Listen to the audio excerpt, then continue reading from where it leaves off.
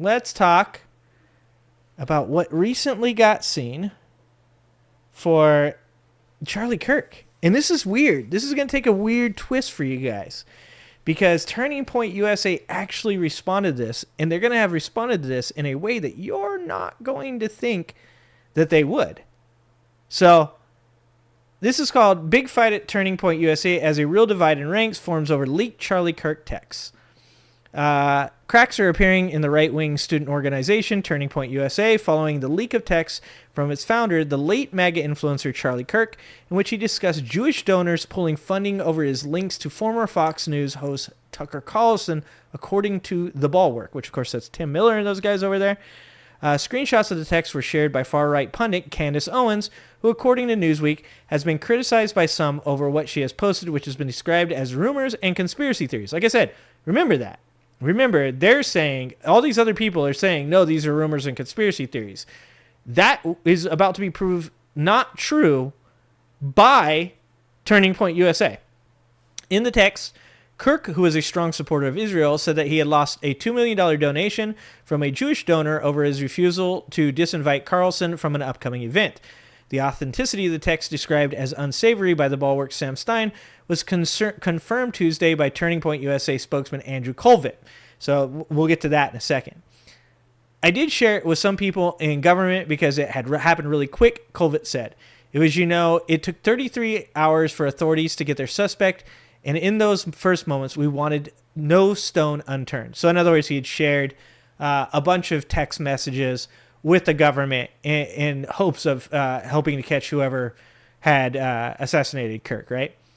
These texts, Stein says, show some broader significance, saying that since Kirk's death, there's been a big fight over his legacy. Journalist Will Sommer explained that Kirk's friend and former Turning Point employee Owens was floating conspiracies, including one in which she said Kirk was about to turn on Israel, and there's kind of this implication that Israel committed the assassination. People were telling her, Candace, you don't have the goods, it's over for you. And then she came out with this text message on Monday, Sommer said. In the text message, Kirk said donors were getting mad at him for hanging out with Carlson, an outspoken critic of Israel. Jewish donors play into all the stereotypes, Kirk wrote. I can, not, and will not be bullied like this. In a following text, Kirk said recent events were leaving me no choice but to leave the pro-Israel cause. Stein says this text leak feeds into the Owens conspiracy theory that Israel killed Kirk, one that had been debunked by those close to him. Sommer agrees, saying, this gets to the larger issue. The right has realized they have a lot of political capital from the assassination.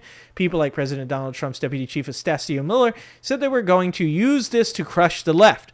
Carlson and Owens, Sommer says, are throwing up to more rational people on the right that it's kind of a smokescreen, and they're distracting from what should be a big crush the left moment. I think this is becoming a real issue for Turning Point USA. They're kind of being led around by Candace Owens here. Stein agrees and says now people will be looking at Turning Point USA to see what do they say about Israel. There's a real divide in the ranks over the U.S.-Israeli alliance here, Stein said. And that's really important because I pointed this out before. There's a guy who's a right-wing guy. His name's, I think, Heavy Duty Country. And if you go look at that and you see what he says about what he thinks surrounding Charlie Kirk's assassination, you see that there are right-wing people that 100% do not agree that this Tyler Robinson kid is even the person who did it. There's libertarians also that don't believe this. There's plenty of people right now that believe on the right. I'm not talking about liberals. I'm not talking about progressives. I'm not talking about Democrats. I'm talking about people on the right that believe that Charlie Kirk was murdered by somebody in the Israeli government. And this is really important because, like I said, the Charlie Kirk Show has responded after conservative political commentator Candace Owens released a screenshot of messages shared by Kirk in a group chat where he had been discussing Jewish donors pulling funding over his links to Tucker Carlson. It is authentic, Turning Point USA spokesman Andrew Colvett said in a video released on October 7th. I actually am really excited that the truth is out there. I first want to say the reason I didn't share that screen grab publicly is that it was a private exchange. Colvett said Kirk's feelings about Israel were complicated and nuanced, and he wanted the war in Gaza to end. Since Kirk's death, Owen has been criticized by some over what she has posted, which has been described as rumors and conspiracy theories. But obviously, they're not rumors and conspiracy theories. If he is confirming that 100% Charlie Kirk did say he wanted out, he didn't want to be pro-Israel anymore. He did not like that him not being able to bring Tucker Carlson on his show was going to be stopped by Jewish donors pulling their money from him, right? So I'm not saying I don't do conspiracy theory, right? I'm not big on conspiracy theory. I work with what I see as far as evidence goes, and I'm perfectly fine with saying I don't know whether or not something is or is not the truth. I feel like I try to always handle the things that are within my capability of handling. I try not to overreach. At times I may make jokes that may seem as though I'm making some kind of point, but a lot of times they're just jokes. But I do believe that there is something to be said about the fact that Charlie Kirk was legit moving on from his association with Israel. Donald Trump did not like that. Donald Trump did call Charlie Kirk when Charlie Kirk had said that he was going to continue to talk about the Epstein files. He called him and told him that he didn't like that. And Donald Trump didn't like Charlie Kirk pulling away from Israel, as Donald Trump is Israel's puppet. Donald Trump is everyone's puppet except for the American people. Donald Trump fights really hard for everybody but the American people. So I see that there is a potential there that this is some type of smokescreen, that there's potential that Tyler Robinson doesn't have anything to do with it. The whole case surrounding Tyler Robinson is really weird. The idea that he had, potentially broken down this really hard to break down rifle in a moment's notice after, shooting Charlie Kirk, something that literally would make even a person that is a war veteran have nerves and experience, high emotions, to then take it off and then to run it into a forest and then for some reason to put it back together and leave it where, not bury it, not hide it, but to leave it where the police can find it. All of that stuff is very fucking sus. Once again, I think that just like with the topic of Epstein, that this should be a place where Republicans, maybe not MAGA Republicans, because they're 10 toes down for Donald Trump, elbow deep in his butthole, they're never going to ever speak out against Donald Trump. But if you're a conservative and you don't agree that this seems to be, something that they're showing us all of this evidence that it equates to what they're telling us it is, I think this should be a place where you should be able to say to each other, okay, you don't believe this shit either, right? Right? This seems like fucking the government is using this shit to once again take away our rights, which once again is insane. Because MAGA Republicans did nothing but tell me forever about how Joe Biden and all these other fucking politicians were going to do these things to take away their rights. And now the person they voted for is doing it. And they don't care at all. It's crazy. So let's see. That's probably about it on this thing. What to know? The screenshot shared by Owens saw Kirk say that he had lost a $2 million donation from a Jewish donor over his refusal to disinvite Tucker Carlson, like we read in the other article. In a 23-minute segment of the Charlie Kirk Show, which was uploaded to YouTube, entitled The Leaked Text Messages, Kolvek and another of Kirk's associates, Blake Neff, addressed the texts.